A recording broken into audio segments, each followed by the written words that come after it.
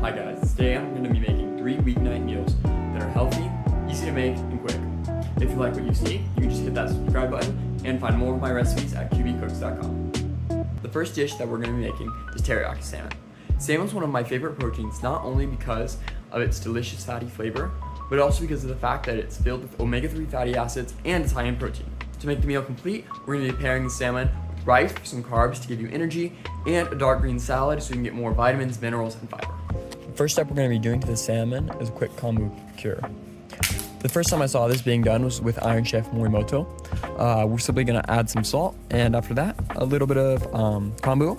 So just add the dried kombu straight to the fish's flesh and let that sit for about 30 minutes to an hour, and you should be good. I also wrap it in paper towels. That way the liquid from the salmon can be drawn out and kind of rehydrate the kombu a little bit as it transfers the naturally forming glutamates into the salmon. It's kind of like a natural MSG. For the sauce, I use a homemade teriyaki sauce. That's just really simple. All it is soy sauce, sake, and mirin. I add a little bit of sugar too. I have a recipe for that on my blog if you want to check that out. Meanwhile, while the salmon is curing, you can cut the vegetables for the salad that's going to go on the side. So I just did carrots, radishes. For the carrots, just slice those into small pieces.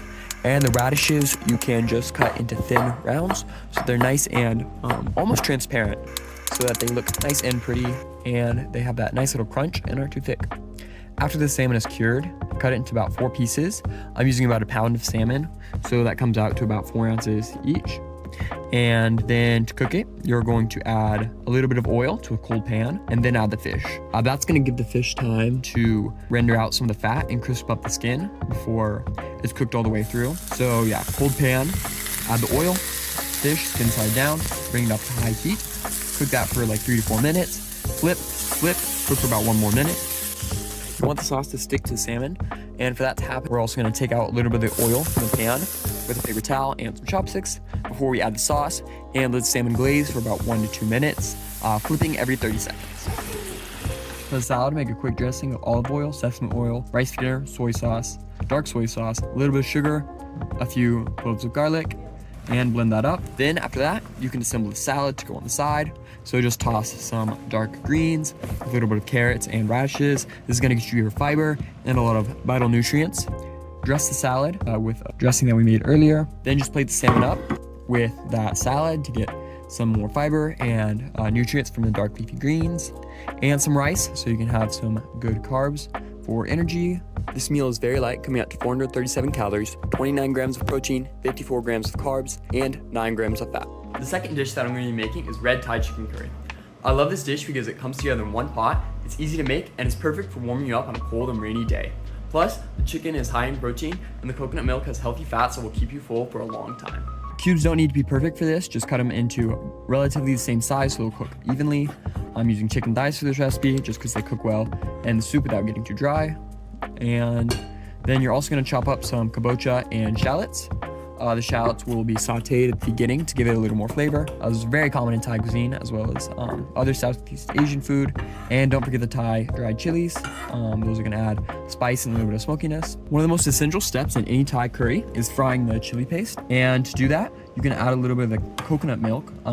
Usually there's a layer of fat at the top. There wasn't a layer of fat at the top of this can. Then just add the curry paste, saute that until it's darkened in color considerably. Then you can add the shallots and cook that just for 1 to 2 more minutes until it's very fragrant and everything is smelling delicious. After the aromatics have been sauteed, you can add the chicken right in and cook that for about 1 to 2 minutes, but just a little bit of browning is fine. You can add coconut milk and a little bit of chicken stock.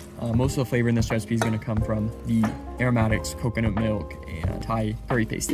After adding the chicken stock, add the squash to the curry, put the lid on, and cook for about 10 minutes. After those 10 minutes, add the snap peas, which will cook very quickly, and also add the seasonings for the curry. That's going to be brown sugar, soy sauce, or fish sauce. Fish sauce is better, but my dad's allergic. And add the tamarind and a little bit of lime juice to give the sour flavor. We're going for 5 flavors. We're going for spicy, sour, sweet, salty, and umami. So we're gonna get the salty and umami from the soy sauce or fish sauce, sour from tamarind and lime, sweet from a little bit of brown sugar, and spicy from the curry paste. For serving, just cut up a few limes and pull some cilantro. And I'm using brown rice today. I usually use white rice, but just to give this dish a little more fiber, brown rice is obviously better, but either one is fine, honestly. If I wanted to make a really good traditional curry, I would have added a lot more coconut milk, but to make a low-fat version, just using less coconut milk and more chicken stock is definitely going to make it a lot lighter while not sacrificing too much flavor. And to really make up for it, just load it up with vegetables and lots of curry paste, because that's gonna have a lot of flavor without a lot of fat. In the end, this dish comes out to 572 calories, 46 grams of protein, 45 grams of carbs, and only 20 grams of fat. The last dish I'm gonna be making is Korean bulldog tacos. This combines two popular cuisines, Korean and Mexican. From Korea, we're using bulldog, Korean-style grilled chicken, and a spicy gochujang sauce. And from Mexico, we're using a tortilla to make one of the best tacos you can get. I highly recommend that you use chicken thighs for this recipe, because although they are higher in fat than chicken breasts, they're still very high in protein, and their fat content isn't that high, but they taste way better, especially in this recipe where you're gonna be grilling it and you need a lot of that fat for the flavor. And for the toppings, we're gonna be using kimchi, which is really great for your digestion because of the gut-friendly bacteria. For this dish, just dice up the chicken before marinating it. Korean recipes usually use a long gochujang-based marinade, but instead I'm using a Chinese technique called velveting, which uses cornstarch, cooking wine, soy sauce, and oil to coat the chicken and make it tender before cooking quickly. Let that sit for about 15 minutes to an hour. Most of the Korean flavor in this recipe is going to come from the sauce that we're going to cook the chicken in. Blend together peeled garlic, ginger, soy sauce, rice vinegar, honey, and of course gochujang, and a little bit of gochugaru to make it a little spicier, and half of a red onion. Blend that all together until smooth. We're ready for grilling. Heat a pan over medium-high heat and add about 2 teaspoons of olive oil.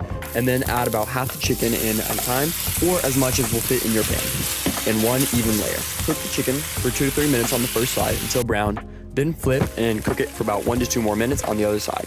Once the chicken is about 80% of the way cooked through, add the sauce and allow it to coat the chicken and glaze. We want a little bit of the sauce to caramelize, and that's going to give it a lot of the smoky flavor that you get on a traditional Korean grill. You can also start heating the tortillas over high heat in a pan. You can also start preparing some of the toppings, like crumbling the cheese and cutting the kimchi so it's easier to eat on the taco. Once everything is cooked, you can start putting the taco together. Start with 2 hot tortillas on a plate, and then top with a good serving of the buldak. Then add some kimchi, top with the crumbled cheese, cilantro, and a little bit of lime to give that acid that so many dishes need.